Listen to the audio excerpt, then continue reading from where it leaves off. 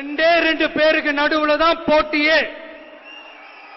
ஒன்னு டிவிகே, இன்னொன்னு டிஎம்கே. களத்துல மக்கள் யாருக்கு யார் எதிரின்னு ஒரு ஓட்டர் முடிவு பண்றாங்க, ஒரு வாக்காளர் முடிவு பண்றாங்க, ஒரு தமிழ் சொந்தம் முடிவு பண்றாங்க. எப்படி முடிவு பண்றாங்க? உங்களுடைய தொலைக்காட்சியில எல்லா கட்சியும் பாக்குறாங்க. கட்சி ஆரம்பிச்சு எத்தனை முறை வெளியே வந்தீங்க, எத்தனை முறை ஏசி காரை தாண்டி வெளியே வந்தீங்க, எத்தனை முறை மண்டபத்துல மீட்டிங் போட்டீங்க, வீரவசனம் மட்டும் பேசுறாங்களா, வாய்ச்சவடால் விடுறாங்களா, சினிமா டயலாக் பேசுறாங்களா? இது ஒரு கட்சி. களத்துல வேலை செய்யறாங்களா, பிரச்சனைக்கு தீர்வு கொடுக்கறாங்களா, மக்களோடு மக்களா நிக்கிறாங்களா? இது ஒரு கட்சி. நாங்க எத்தனை பேர் கைதானோம் கணக்கு போட்டு பாருங்க. தமிழக அரசியல் களத்துல கடந்த 4 ஆண்டுகள்ல அதிகமாக கைது செய்யப்பட்ட தொண்டர்கள் யார்? பாரதிய ஜனதா கட்சி. அதிகமாக முடக்கப்பட்ட கட்சி எது? பாரதிய ஜனதா கட்சி. எத்தனை முறை பாரதிய ஜனதா கட்சி கோர்ட்டுக்கு போய் அனுமதி வாங்கி கூட்டம் நடத்தணும்? பாரதிய ஜனதா கட்சி. பாரதிய ஜனதா கட்சியினுடைய பாரத பிரதமர் நரேந்திர மோடி அவர்கள் வருவதற்கு அனுமதி கொடுக்கல, கோர்ட்டுக்கு போய் அனுமதி வாங்கி கோயம்புத்தூர் கொண்டு இதெல்லாம் மக்கள் பாக்குறாங்கல்ல.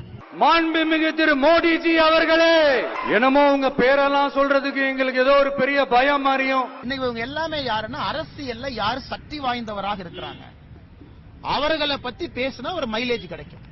இன்னைக்கு ராகுல் காந்தி அவரை பத்தி விஜய் அவங்க பேச முடியுமா? பேச முடியாது.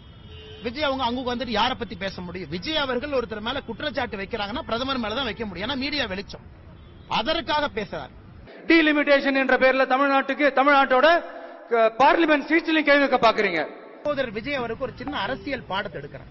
1973 கடைசியா டீலிமிட்டேஷன் நடந்த பொழுது, இப்ப நம்ம டீலிமிட்டேஷன் 2026 பேசுறோம். 1973 டீலிமிட்டேஷன் நடந்த போது சகோதரர் விஜய் நல்லா அவங்க கேட்டுக்கணும் அண்ணன், ஏன்னா சில அரசியல் புரிதல் அவருக்கு இருக்கணும்.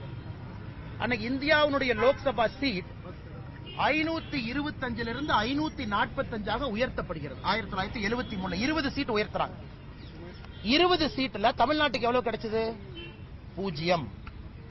அப்ப 20 சீட்டு உயர்த்தியும் 1973 தமிழ்நாட்டுக்கு ஒரு சீட்டு கூட 73 கிடைக்கல.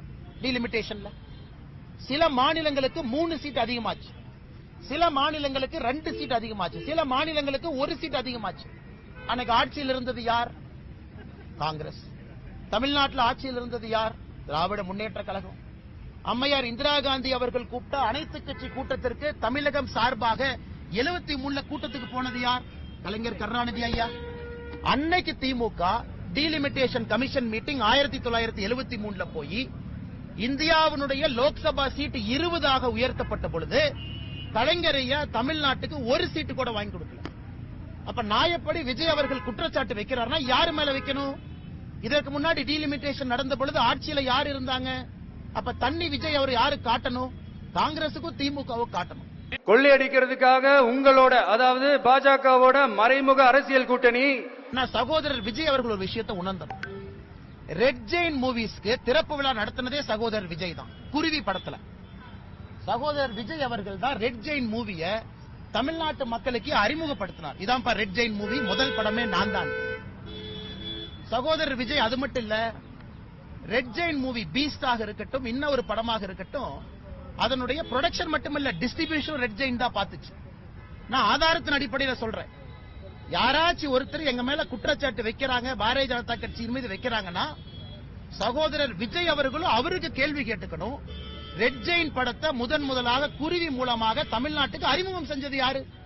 இன்னைக்கு மீடியா இண்டஸ்ட்ரி எல்லாமே ஒரு தனிப்பட்ட நபருடைய கட்டுப்பாட்டில் இருக்கு, ஆதிக்கத்தில் இருக்குன்னா, உதயநிதி ஸ்டாலின் ஆதிக்கத்தில் இருக்குன்னா, ரெட் ஜெயின் மூவிக்கு தேங்காய் உடைச்சு பூஜை போட்டது யாரு?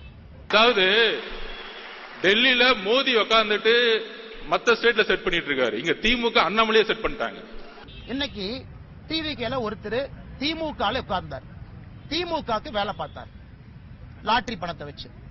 திமுக இருந்து விசிகேக்கு தாவினார், லாட்டரி பணத்தை வச்சு. விசிகேல இருந்து இன்னைக்கு விஜய்க்கு தாவி இருக்கார். அவரோட ஐடியா என்னன்னா, தமிழக வெற்றி கழகத்தை லாட்டரி விற்பனை கழகமா மாத்தணுங்கிறது அவர் ஐடியா. இன்னைக்கு அவங்க என்னைய பத்தி குறை சொல்றாங்க.